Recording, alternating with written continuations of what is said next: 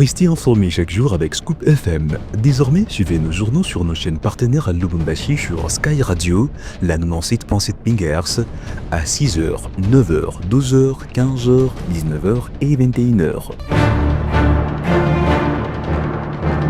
Suivez-nous également sur la radio communautaire Moïseni chaque jour à 9h05, 10h03 et 21h juste. Le journal du Scoop FM passe aussi sur Kipushi 24 Radio à 8h30, 12h30, 16h juste, 18h30 et 21h30. Retrouvez-nous également sur Vox Congo. Téléchargez dès maintenant l'application Vox Congo pour rester informé en temps réel.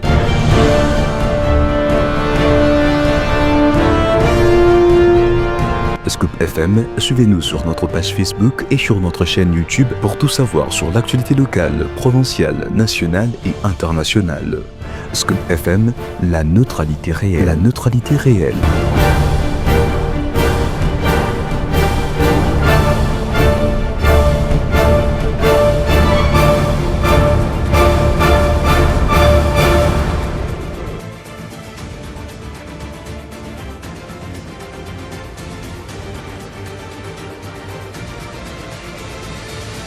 Bonsoir mesdames et messieurs, bienvenue dans cette nouvelle édition du journal.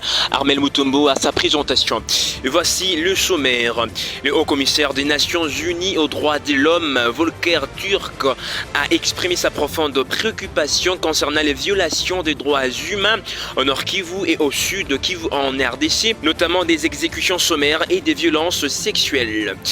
Et puis, toujours dans l'actualité, le président de la Chambre basse du Parlement de la RDC, Vital Kamerhe, a dans sa plénière de ce dimanche 15 juin, dans son discours de clôture de la session de mars 2025, adressé un plaidoyer au président de la République. On en parle dans ce journal.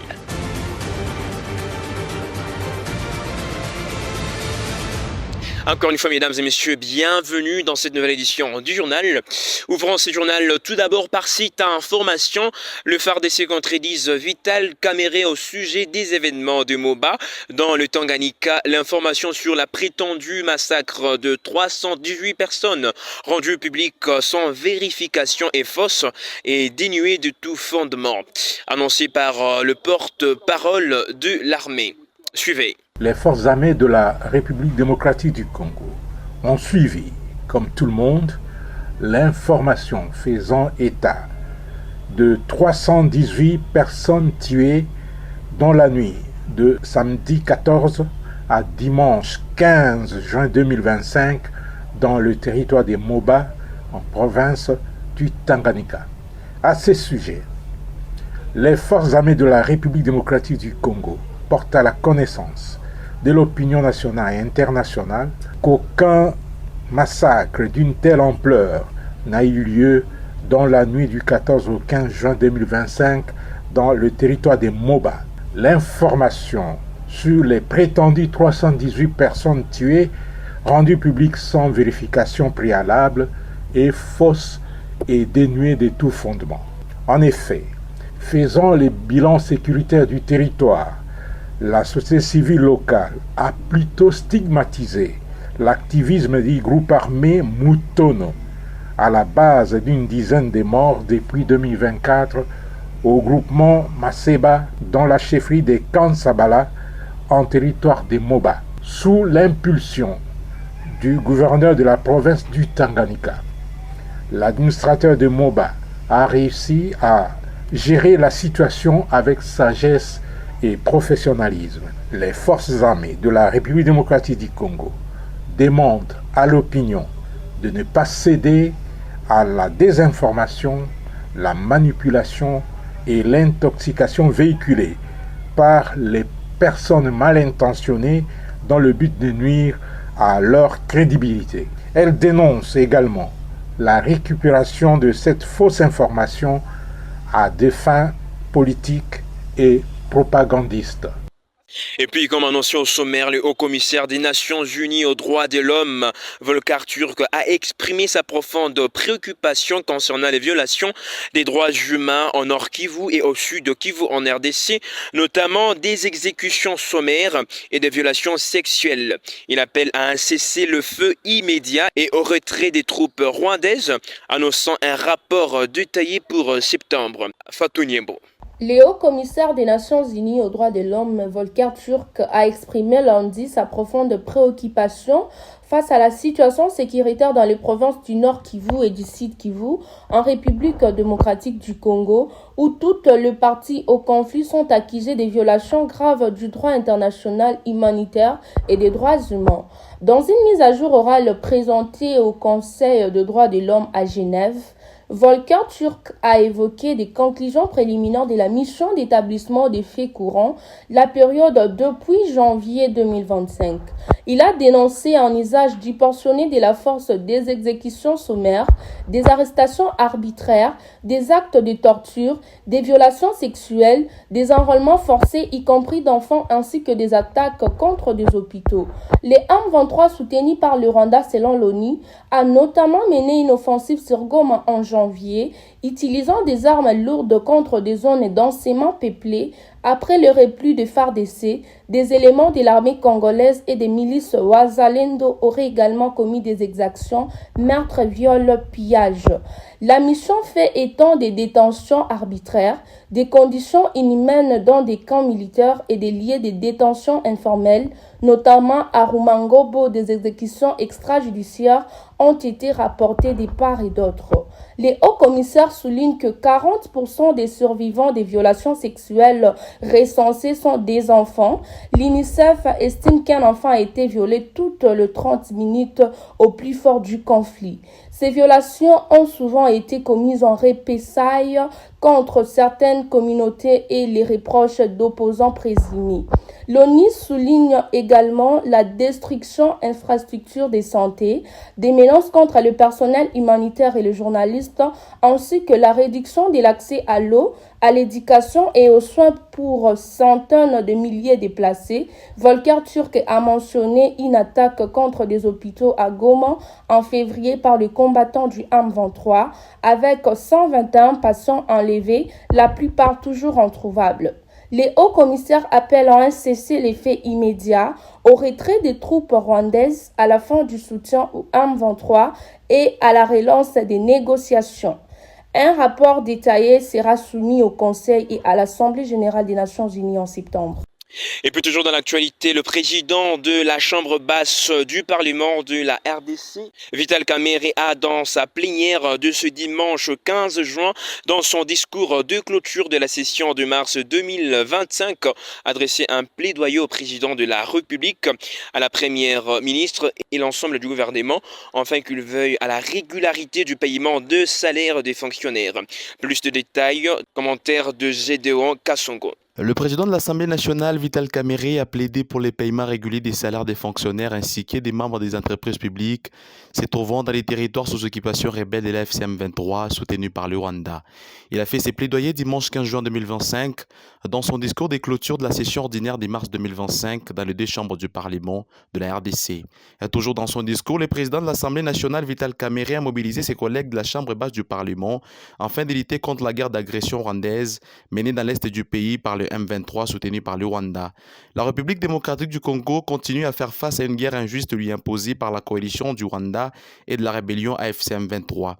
Des morts inutiles de cette guerre n'est qu'une partie visible de l'iceberg parce que c'est depuis 30 ans que la République démocratique du Congo est plongée inutilement dans cette tragédie qui a fait des dégâts humains estimés à plus de 10 millions de morts, plus que les victimes de la Deuxième Guerre mondiale, des dégâts matériels, la destruction de notre tissu économique et freiner le développement de notre pays parce que dans ces contextes, il est difficile d'appliquer les plans stratégiques du gouvernement du président de la République des 145 territoires.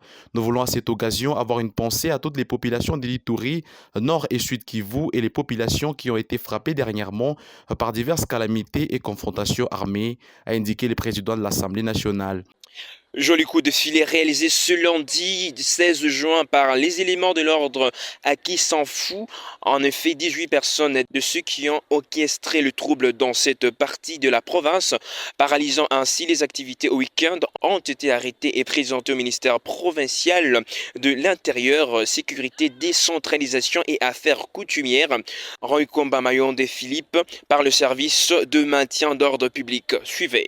Les meneurs de troubles qui ont eu lieu samedi 14 juin à Kissanfo ont été arrêtés et présentés ce lundi 16 juin au patron de la sécurité en province, Roycom Amaoundé Philippe, qui d'ailleurs avait donné ordre au service de sécurité d'agir le plus tôt possible et restaurer l'ordre dans cette partie de la province. Pour la petite histoire, ce sont les jeunes des deux partis politiques UDPS et INAFEC qui se sont affrontés, paralysant ainsi les activités à Kissanfo. Grâce à l'intervention de la police Fungurume et des FRDC, ces fauteurs de troubles ont été maîtrisés et c'est le lieutenant-colonel Albert Tentecha qui a expliqué au ministre provincial de l'Intérieur, sécurité des institutions affaires coutumières, Roycom Amaoundé Philippe, les déroulements de l'opération qui a conduit à l'arrestation de ces 18 inciviques, dont une femme. Très satisfait de l'opération menée son excellence, Roycom Amaoundé Philippe a ordonné la tenue en toute urgence d'une audience en flagrance pour que ces inciviques soient punis sévèrement selon l'esprit et la lettre de la loi. Qui s'en fout? En tout cas, s'il faut faire intervenir l'armée, moi intervenir Mounibambie Ababa jeune bot. Pourquoi il dépêche? Oh, il n'a fait comment il bin tukani devant la loi qu'on est les membres de parti politique. Parti politique vous voulez ta fujo. Mesdames et messieurs, avant de clôturer ces journaux, place à la revue de presse. Bonjour à tous, bienvenue dans cette revue de presse que nous ouvrons par ces titres de RTNC.cd. Béatification du Congolais Floribert Boinatui. Son martyr montre comment les jeunes peuvent être le ferment des paix, des armées et des armantes, dit les papes Léon XIV. Dimanche 15 juin 2025, les natifs des Goma, Floribert Boinatui, a été déclaré bienheureux par l'église catholique lors d'une messe solennelle en la basilique Saint-Paul, hors les murs des Roms. Assassiné en 2007 à l'âge de 26 ans pour avoir refusé de laisser entrer en RDC des vivres avariés, ces laïcs contrôleur des douanes est devenu dans son pays et pour l'église une figure charismatique en raison de son courage face à la corruption. Dans un tweet publié sur son compte en date du 16 juin 2025, le pape Léon XIV continue à encesser ces bonnes vertus qui ont servi à l'actuelle jeunesse congolaise. Rappelons que lors de sa visite apostolique en RDC au mois de février 2023, le feu pape François l'avait également présenté comme un modèle pour les jeunes, lui qui aurait dû gagner de l'argent en se laissant faire, a-t-on lu. De sa part, Média Congo.net titre Kasaï central, crise à l'Assemblée provinciale, le VPM de l'Intérieur convoque le 2 bureaux à Kinshasa. Le vice-premier ministre et ministre de l'Intérieur Jacquemin Chabani-Luko a convoqué lundi 16 juin 2025 le membre du bureau d'âge et ceux du bureau déchu de l'Assemblée provinciale du Kasaï central pour une concertation urgente à Kinshasa. Dans un télégramme officiel adressé au président du bureau d'âge Stéphane Mwanda, le VPM invite les deux parties en conflit à se rendre dans la capitale pour consultation, dans l'objectif de trouver une issue à la crise institutionnelle qui secoue l'organe délibérant de la province, poursuit ces tabloïds. Mesdames et messieurs, terminons cette revue de presse par la même source qui titre Kasaï central, une corporation réclame les réajustements des indemnités des enseignants retraités. Le réajustement des indemnités des sorties des enseignants des deux premières vagues de province du Kasaï central 1 et Kasaï central 2 a été réclamé par une corporation au cours d'une rencontre mardi 17 juin 2025 à Kananga, selon un document parvenu à l'ACP. Les membres de cette corporation ont saisi l'occasion pour solliciter la remise des cadeaux en nature en guise de reconnaissance pour des travaux abattus à l'instar de ce qui s'est passé dans d'autres provinces. Il en était de même de l'augmentation des salaires mensuels comme chez les enseignants actifs en cas de pareil mouvement, poursuit ces médias en ligne. Mesdames et messieurs, ainsi prend fin cette revue de presse sur votre radio. Merci à tous de l'avoir suivi. Retrouvons-nous demain. Au revoir.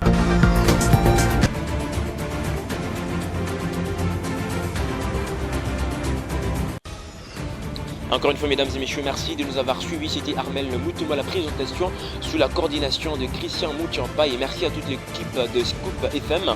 Rendez-vous demain pour une nouvelle session d'information.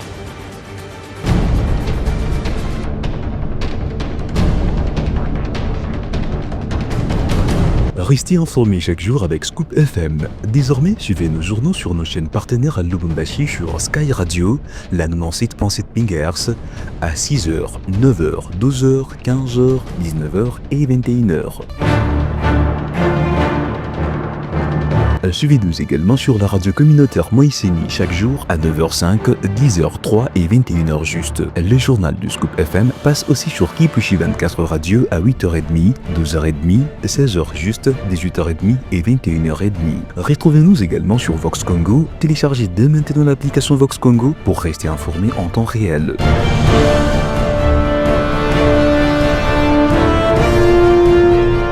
Scoop FM, suivez-nous sur notre page Facebook et sur notre chaîne YouTube pour tout savoir sur l'actualité locale, provinciale, nationale et internationale. Scoop FM, la neutralité réelle. La neutralité réelle.